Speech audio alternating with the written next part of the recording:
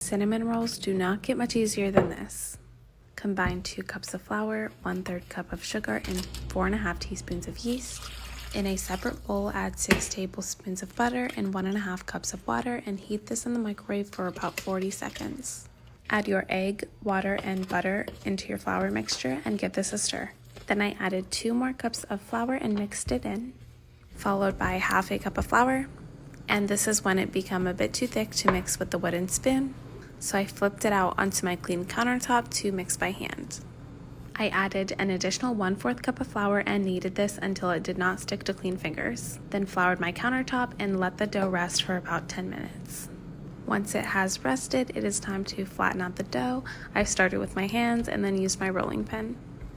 Using 2 tablespoons of softened butter, I spread this all around the dough, and then I followed this with a mixture of ½ a cup of brown sugar and 1 tablespoon of cinnamon. My intrusive thoughts got the best of me here, and I ended up just taking some of the mixture off. I really didn't need to do that.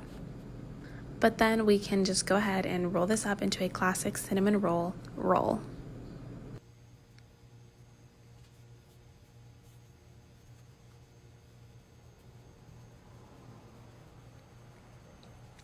To avoid squishing these, I did use unflavored floss to create these separate cinnamon rolls rather than using a knife.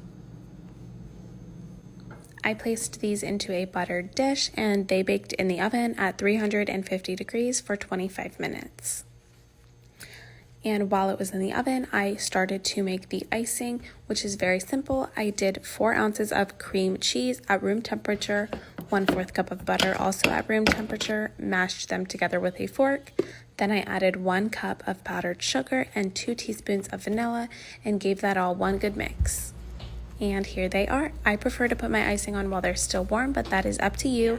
But make sure that you do click that plus so you don't miss out on any future content.